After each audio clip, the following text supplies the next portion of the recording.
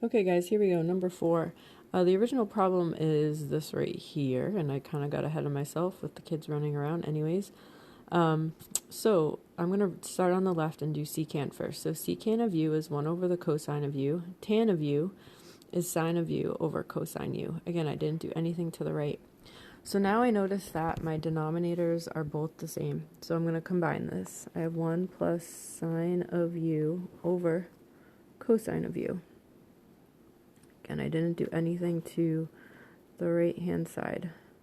Okay, so now looking at the left, we're kind of stuck. It's like, oh geez, I don't have any identities right at this moment that I can use. So if you were listening to the first video of this section, I did mention multiplying your fractions by something that you need. And in this case, if we multiplied by the conjugate of the numerator, that would introduce a identity for us. So again, these are little tricks you can use. So I'm going to multiply the top and bottom by 1 minus sine u. And remember, that's legal because this is just 1. So in your numerator, you're just going to FOIL that. So that's 1 minus the sine squared of u. Okay. And in my denominator, I am going to leave it for the moment as factored. Maybe I will see something that I can help myself with. Again, nothing happened to the right. So now I want to realize that this right here is really cosine squared of u. Okay, and what do we have left here? Still my denominator is the same. Cosine of u, 1 minus sine of u. And again, the right hand side has not changed. Alright, so now if I'm looking at that, okay, well, remember, you have to get secant and tan into this at some point. And so if I look at this, well, I can break this. I have a cosine squared u in the numerator.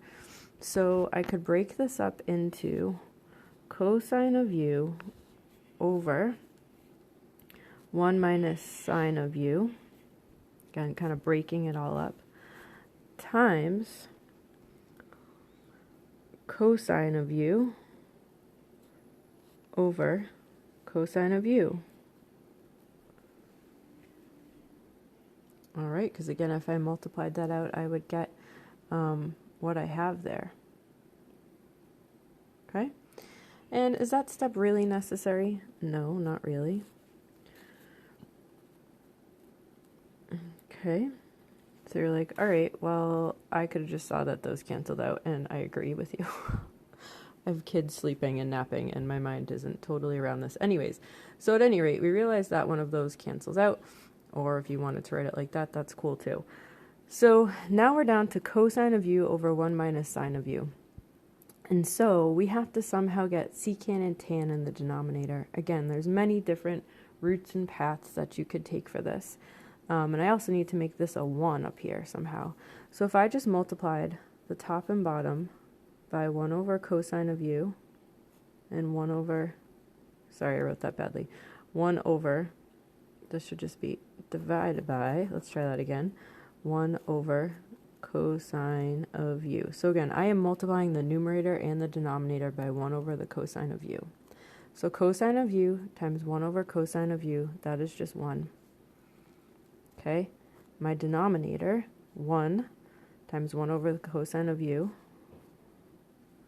is 1 over the cosine of u. Negative sine of u times 1 over the cosine of u is negative sine of u over cosine of u. Again, nothing happened on the right. Okay, so now, hey, what is 1 over cosine? Well, this is defined as the secant. So we get secant of u minus, what's sine over cosine? Tan of u, which is what we wanted to get to. Again, I apologize for that step in the middle here. That wasn't really necessary.